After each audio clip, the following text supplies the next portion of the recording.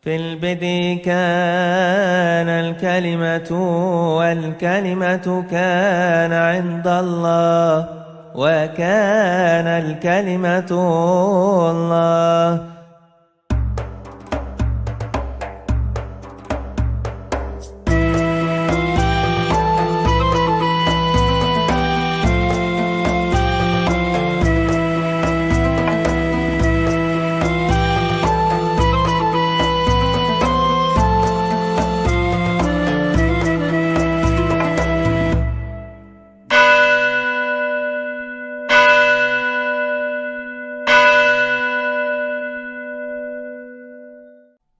Assalamualaikum Besem Hamasyah. Assalamualaikum warahmatullahi wabarakatuh.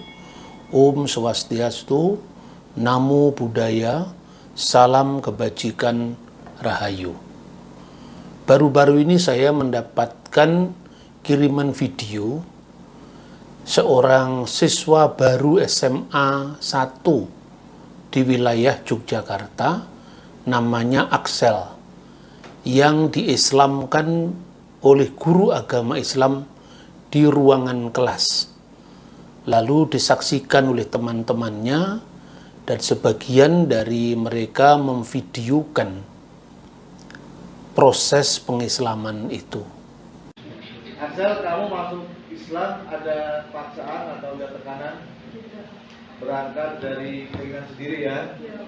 Tidak dipaksa oleh saya, tidak dipaksa oleh guru agamanya, tidak dipaksa oleh teman-temannya, murni karena memang ingin masuk Islam.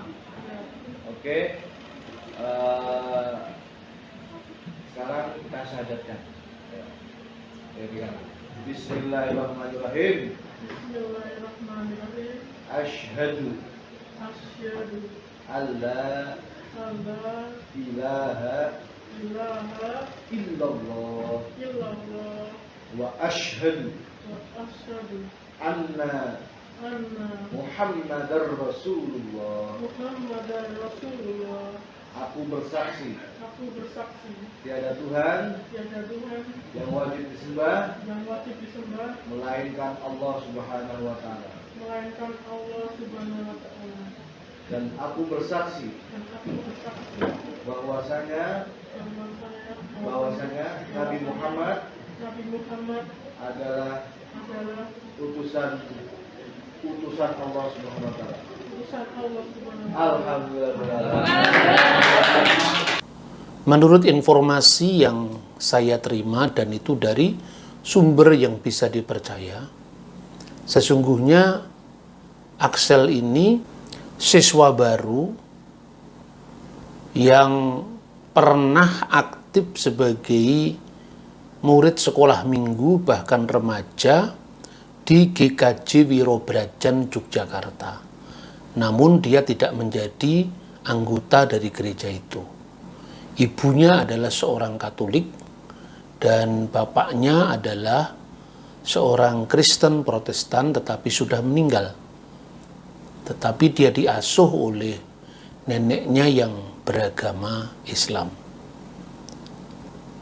Secara etika, sebenarnya cara pengislaman di sebuah sekolah negeri yang dibiayai oleh anggaran belanja negara itu sesungguhnya tidak etis. Meskipun haknya Axel untuk memeluk agama Islam adalah hak asasi yang harus dijamin oleh negara. Nah, saudara-saudara, maraknya kasus-kasus semacam ini tentu akan semakin membuat rumit dan carut-marut kehidupan antar agama di negara ini, secara khusus ketika kita memperbincangkan hubungan antara agama dan negara. Meskipun pada saat Axel ini disahadatkan, itu tanpa sepengetahuan orang tuanya, dan anak ini tentu masih di bawah umur, tetapi setelah pihak sekolah yang mengislamkan ini memberitahu kepada mamanya dan mamanya tidak ada masalah. Dan tentu itu tidak perlu dipermasalahkan dari sudut pandang kebebasan beragama. Tetapi yang menjadi permasalahan itu adalah bagaimana sekolah negeri yang dibiayai oleh pendapatan negara itu dijadikan ajang untuk dakwah agama tertentu. Saudara-saudara, ketika negara ini berdiri, salah satu problem yang dihadapi oleh para founding fathers itu adalah menentukan hubungan yang harmoni antara agama dan negara. Di satu pihak, negara ini memiliki warisan kemajemukan dalam perjalanan sejarahnya yang panjang, yang dikenal dengan Bhinneka Tunggal Ika, berbeda-beda tetapi satu. Tetapi di pihak lain, warisan kemajemukan itu tidak mengizinkan salah satu agama harus lebih dominan atau mendominasi agama yang lain. Di satu pihak kita ini menjadi bangsa yang religius, tapi di pihak lain kita juga menjadi bangsa yang mewarisi warisan kemajemukan dalam sejarahnya yang amat panjang.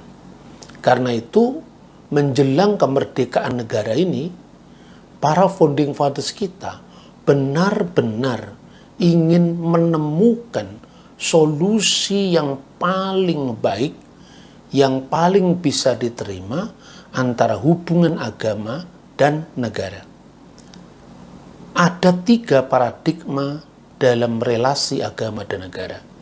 Yang pertama adalah paradigma teokrasi, di mana agama itu satu dengan negara.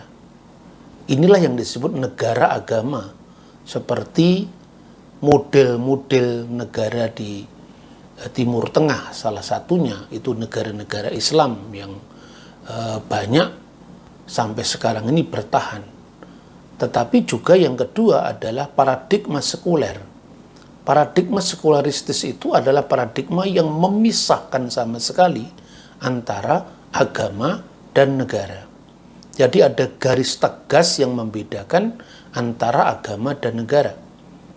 Ketika tahun 2004 di Prancis, salah satu negara barat yang menganut sekularisasi, sistem ini diterapkan dengan sangat tegas membedakan antara mana yang wilayah negara dan mana yang wilayah agama.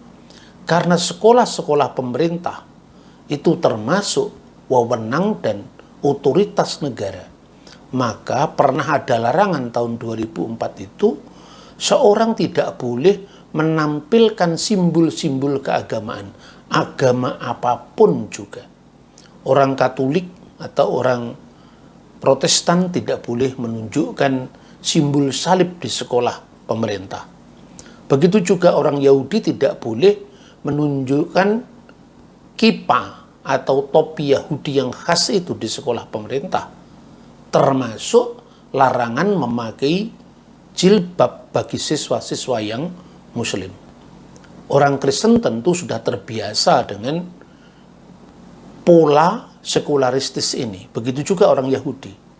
Tetapi catatan saya, justru isu ini dibesar-besarkan waktu itu di Indonesia, seolah-olah pemerintah Prancis adalah anti-Islam, sehingga melarang jilbab di sekolah pemerintah. Padahal, kalau lembaga Islam mendirikan sekolah sendiri dengan ciri khas Islam, atau lembaga Kristen mendirikan sekolah sendiri dengan ciri khas Kristen, begitu juga yang Yahudi, itu tidak ada larangan. Lah, inilah yang kadang-kadang berita-berita yang masuk ke tanah air itu tidak proporsional. Setelah waktu itu kemudian pemerintah Perancis menjelaskan posisi negaranya yang menganut memang asas pemisahan agama dari negara. Nah, ketika Indonesia merdeka, kita memilih paradigma bukan paradigma teokrasi, juga bukan paradigma sekuler. Dan itu sudah dipergulatkan dalam pemikiran para founding fathers kita. Saya bisa memberikan contoh. Pada tanggal 28 Mei 1945, Bung Hatta mengucapkan pidatonya di BPUPKI. Meskipun naskah pidatonya sampai sekarang tidak ditemukan, tapi berdasarkan laporan itu Bung Hatta berbicara tentang konsep agama dan negara. Dan tulisan yang serupa ternyata juga dijumpai dalam pidato beliau yang berjudul Agama dan Negara di Sanyo Kaigi. Dalam pidatonya itu, Bung Hatta menegaskan bahwa kita tidak akan mendirikan suatu negara yang memisahkan agama dari negara. Tetapi kita hendak mendirikan sebuah negara modern yang memisahkan urusan agama dari urusan negara. Pada hemat Bung Hatta, umat Islam di Indonesia tidak memiliki hierarki seperti gereja Katolik di Eropa, sehingga menganut asas pemisahan gereja dari negara. Yang ditekankan Bung Hatta bahwa apabila agama itu masuk dalam urusan negara, maka agama akan menjadi perkakas negara. Dan ide ini kemudian pada tanggal 31 Mei 1945 disuarakan kurang lebih sama oleh Profesor Supomo.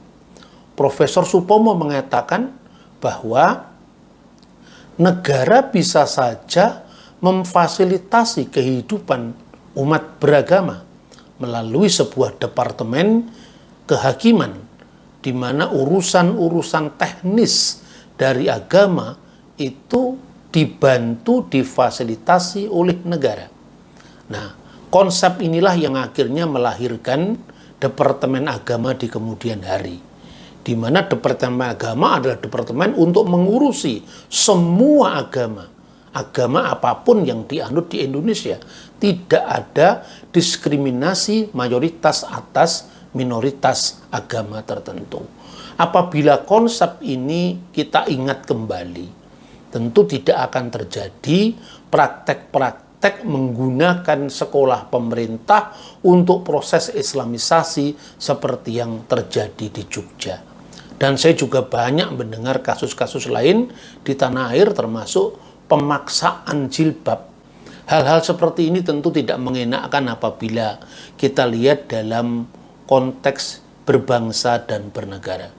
Kebebasan beragama adalah kebebasan yang paling asasi. Tetapi tegaskan kembali bahwa kita tidak menganut paradigma teokrasi. Kita tidak menganut negara agama. Bung Karno pernah mengatakan, kembalikan agama di singgasananya hati nurani masyarakat Indonesia. Jangan agama ditarik ke ruang publik, kemudian dijadikan komoditi. Dan ini tentu merupakan sebuah fenomena yang tidak baik di masa depan.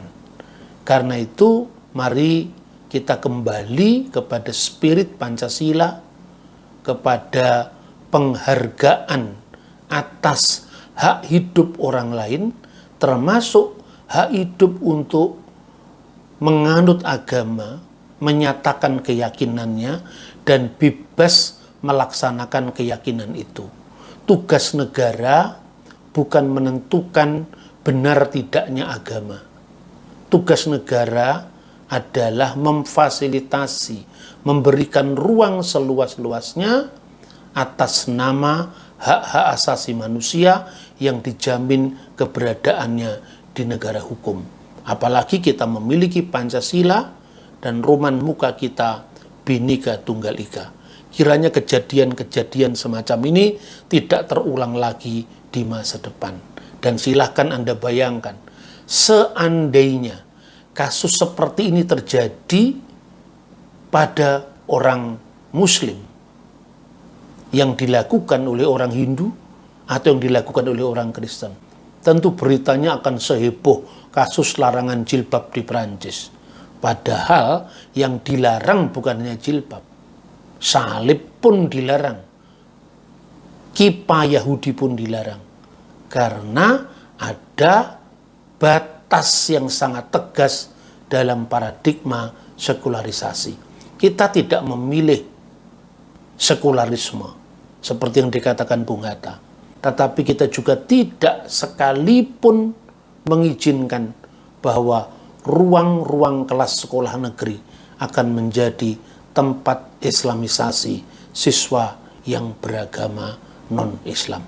Kiranya Tuhan menjauhkan bangsa ini dari mental fanatik, mental sektarian yang bisa merusak masa depan negara ini dan toleransi beragama. Tuhan memberkati kita. Shalom. Assalamualaikum warahmatullahi wabarakatuh. Om Swastiastu. Namo Buddhaya. Salam kebajikan. Rahayu.